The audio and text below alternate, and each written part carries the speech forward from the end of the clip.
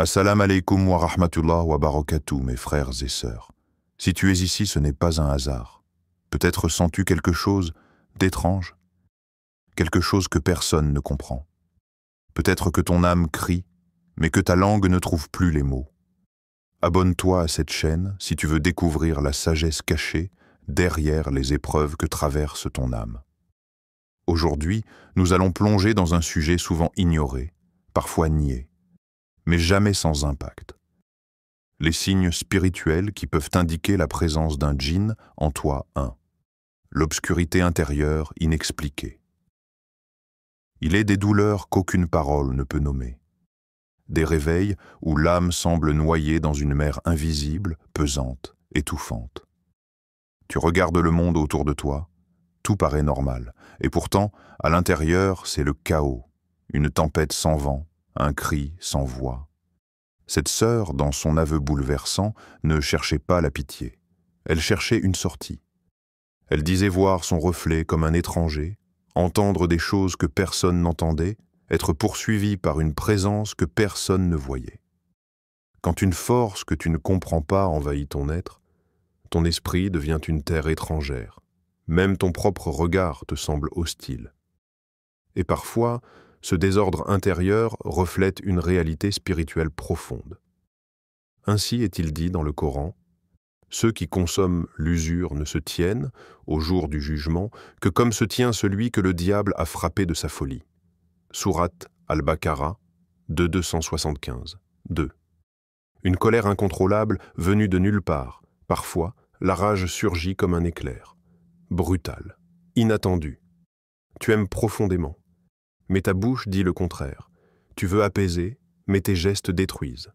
Une force t'emporte, puis te laisse au sol, brisé, honteux. Cette mère, en larmes, voyait son fils de 10 ans se transformer. Une voix rauque, adulte, jaillissant d'un corps d'enfant, un regard absent, puis l'oubli, comme si une autre présence avait pris possession de lui l'espace d'un instant. Ce n'est pas juste de la fatigue, ce n'est pas juste du stress, c'est une colère étrangère qui s'infiltre et s'installe. Elle déchire les liens les plus sacrés sans prévenir. Le Coran dévoile l'origine cachée de certaines de ces voix qui nous égarent et excite par ta voix ceux d'entre eux que tu pourras. Sourate Al-Isra 17, 64. Et toi, as-tu déjà senti ta propre voix te trahir? 3e. Une répulsion soudaine envers la prière et le Coran. Il y a des silences qui en disent long. Tu veux prier, mais ton corps devient lourd. Tu ouvres le Coran, et c'est comme si une barrière invisible se dressait. Ta tête te fait mal, ta poitrine se serre. Alors, tu refermes, et tout s'apaise. Mais ce n'est pas la paix, c'est l'ombre qui reprend le contrôle. Ce frère, comme tant d'autres, ne fuyait pas Dieu. Son cœur, en vérité, aspirait au rappel. Mais quelque chose en lui le repoussait à chaque tentative. Une présence étrangère qui n'avait qu'un but, l'éloigner de la lumière. La parole d'Allah nous enseigne la protection à chercher dans ces instants. Quand tu lis le Coran, cherche protection auprès d'Allah contre Satan le banni, Sourate An-Nahl 16, 98. Et toi, pourquoi ton cœur résiste-t-il parfois à ce qu'il aime profondément? 4e. Cauchemar répété et paralysie du sommeil. Tu veux dormir, mais le sommeil devient un piège. Tu ouvres les yeux dans la nuit, sans pouvoir bouger. Ta langue est lourde, ton souffle court. Et cette présence, invisible, mais si réelle, elle est là. Elle te regarde.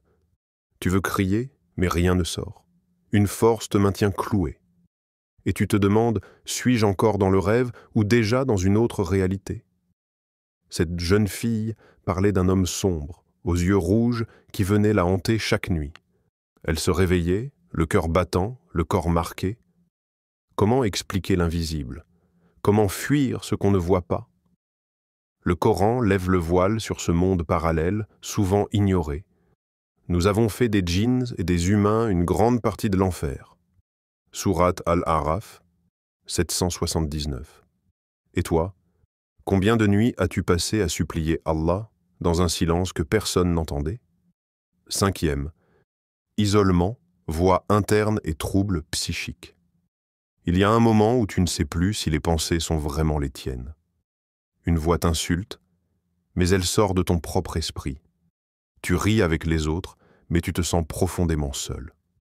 Une solitude étrange que personne ne comprend. Le djinn ne frappe pas toujours avec violence. Il s'insinue, il isole, il déforme. Il te fait croire que tu perds la raison alors que tu mènes peut-être un combat spirituel d'une intensité que ton entourage n'imagine même pas. Certains appellent tout cela anxiété, d'autres dépression. Mais parfois, c'est bien plus profond. C'est ton âme qu'on attaque. Écoute bien ce que le Coran révèle à ce sujet. Le diable vous menace de la pauvreté et vous ordonne la turpitude. Sourate Al-Baqarah 2:2-6-8. As-tu déjà senti que tu n'étais pas seul, même dans ton propre esprit? 6. Une force inhabituelle ou des mouvements incontrôlables. Le corps humain a ses limites, mais parfois ces limites s'effondrent sans explication. Une personne frêle qui repousse plusieurs hommes. Des mains qui tremblent sans raison. Des pieds qui se figent sans douleur. Ou un regard qui ne semble plus habité. Lors d'une séance de ruqya, un imam vit une femme de 60 kilos soulever 2 adultes sans effort. Sa voix avait changé, grave, caverneuse. Elle disait s'appeler Naqsh, pas son nom. Le nom du djinn qui avait pris place. Mais toutes les manifestations ne sont pas spectaculaires. Parfois, elles sont silencieuses, continues. Un frémissement dans la main, un spasme régulier, une crispation soudaine sans cause médicale. Le corps parle, mais ce n'est pas toujours le tien qui s'exprime. Le Coran évoque la perte de contrôle que provoque le diable. Ceux qui consomment l'usure ne se tiennent, au jour du jugement, que comme se tient celui que le diable a frappé de sa folie. Sourate Al-Baqarah 2:275.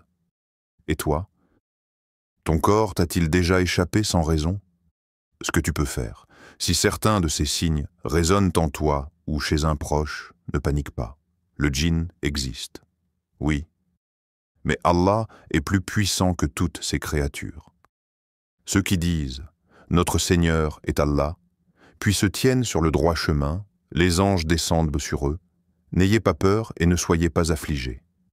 Sourate Fussilat 41-30.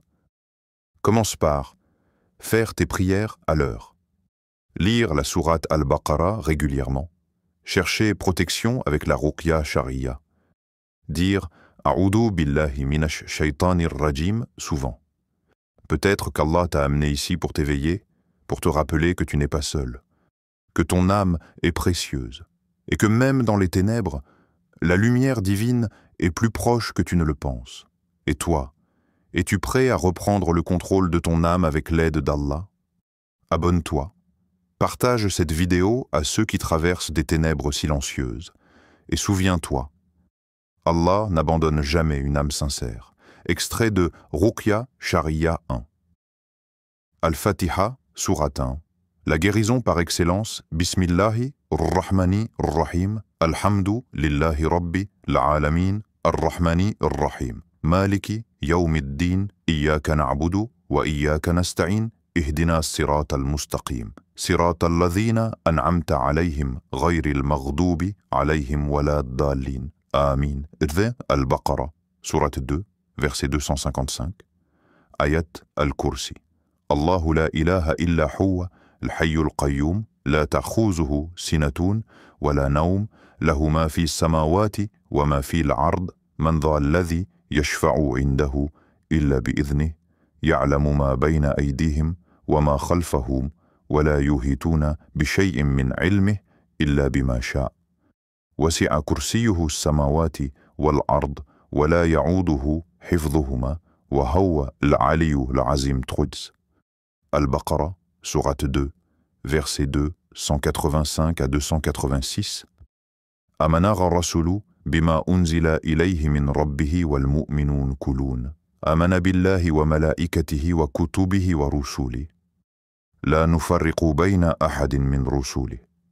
وقالوا سمعنا وأتنا غفرانك ربنا وإليك المسير لا يكلف الله نفسا إلا وسعها لها ما كسبت وعليها ما اكتسبت ربنا لا تؤاخذنا إن نسينا أو أخطأنا ربنا ولا تحمل علينا إصرا كما حملته على الذين من قبلنا ربنا ولا تحملنا ما لا طاقة لنا به واعف عنا واغفر لنا وارحمنا أنت مولانا فانصرنا على القوم الكافرين. بعد سورة الإخلاص 112, Al-Falaq 113, An-Nas 114.